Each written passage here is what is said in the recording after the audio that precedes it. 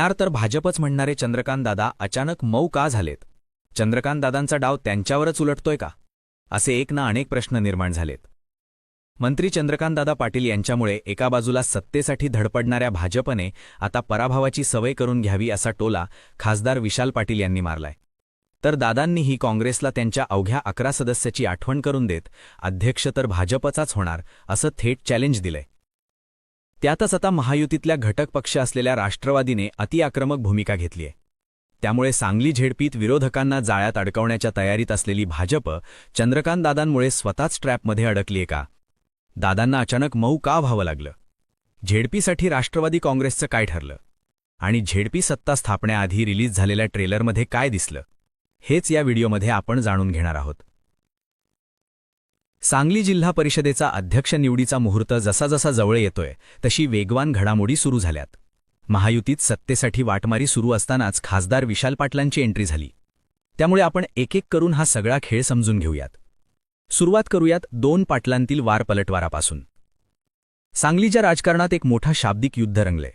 काँग्रेस समर्थित अपक्ष खासदार विशाल पाटील यांनी भाजपवर सडकून टीका केली.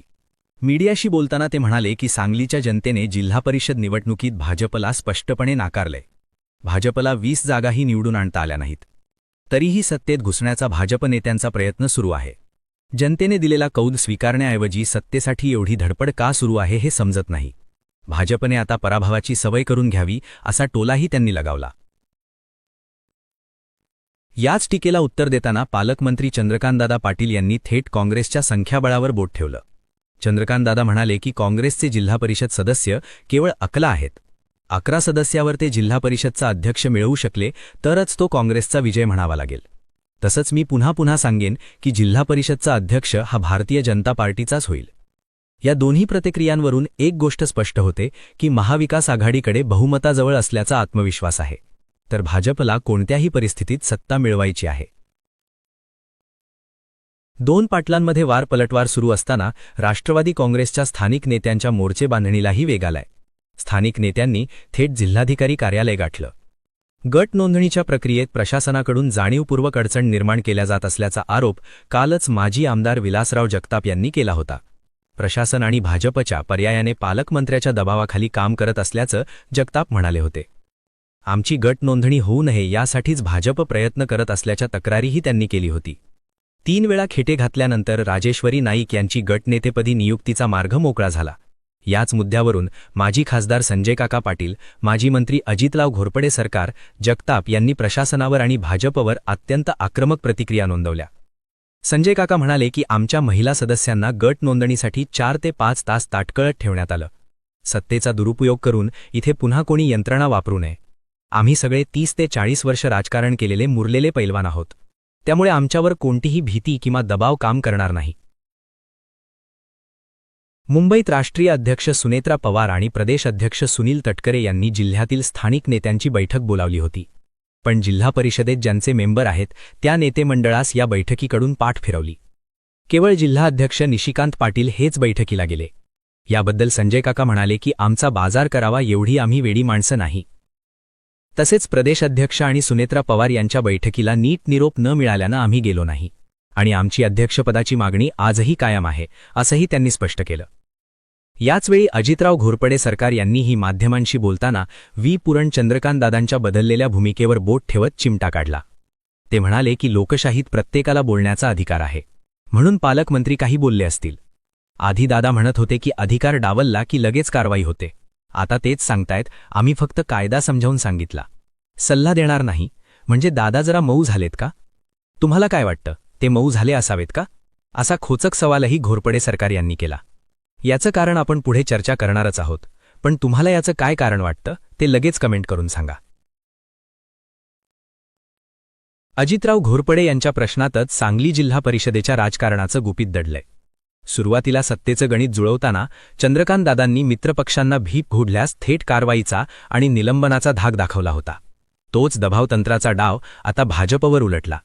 याच दबावामुळे राष्ट्रवादीचे स्थानिक नेते अधिकच आक्रमक झालेत आणि त्यांनी गट स्थापन करण्यासाठी थेट प्रशासनाशी 2 हात करण्याची तयारी दर्शवली. सध्याच्या राजकीय समीकरणानुसार मित्रपक्षांशिवाय भाजपचं सत्तेचं गणित फिट बसू शकत नाही.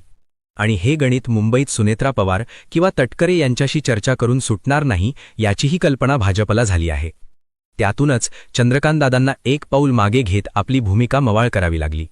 म्हणूनच ते आता आम्ही कुणाला भीती दाखवली नाही, फक्त कायदा समजावून सांगितला अशी सारवासारव करतायत. विरोधकांना जाळ्यात अडकवण्याच्या तयारीत असलेले दादा आता स्वतःच ट्रॅपमध्ये अडकलेत. सांगली झेडपीत पुन्हा सत्ता मिळवण्यासाठी भाजपनं सोबळ आजमावलं. एक हाती सत्ता मिळवण्याच्या नादात मित्रपक्ष असलेल्या राष्ट्रवादी काँग्रेस आणि शिंदेसेनेच्या स्थानिक नेत्यांवर जहिरी टीका केली. शिंदेसेनेचे आमदार सुहास बाबर यांच्यासोबतचा सामना संपूर्ण राज्यात चर्चेत आला. राष्ट्रवादीची नेतेमंडळी भाजपच्या स्थानिक नेत्यांमुळे दुखावली आहेत. दुसरीकडे अजित पवार यांच्या अपघाती निधनानंतर राष्ट्रवादी काँग्रेसची धुरा सुनेत्रा पवार यांच्याकडे आली आहे. मात्र सांगलीतील स्थानिक राष्ट्रवादीचे नेते आता पूर्णपणे स्वतंत्र भूमिका घेताना दिसतायत. मुंबईतील वरिष्ठ नेत्यांच्या बैठकीकडेही त्यांनी जाणीवपूर्वक पाठ फिरवली. आमचा बाजार करायला आम्ही वेडे नाही, हा संजय काका पाटील यांचं वाक्य खूप काही सांगून जातं. राष्ट्रवादीच्या या सदस्यांनी स्वतःच्या अटींवर वाटाघाटी करण्याचं आणि वेळ आल्यास भाजपला सत्तेपासून दूर ठेवण्याचे संकेत दिलेत. सांगली जिल्हा परिषदेत एकूण 61 जागा आहेत. बहुमतासाठी 31 हा जादुई आकडा आहे. महाविकास आघाडीकडे म्हणजे शरद पवारांची राष्ट्रवादी आणि काँग्रेसकडे 30 जागा आहेत. त्यांना फक्त एक जागा हवीये.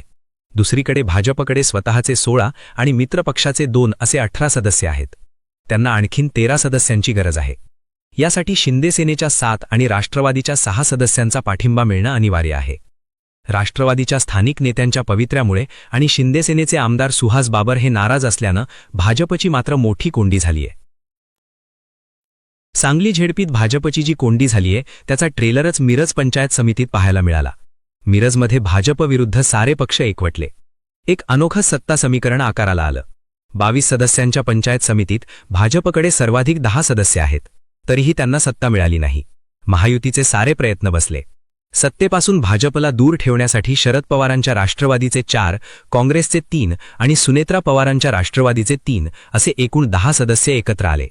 त्यांना शिंदेसेनेच्या 1-2 पैकी एका सदस्यांनी पाठिंबा दिला.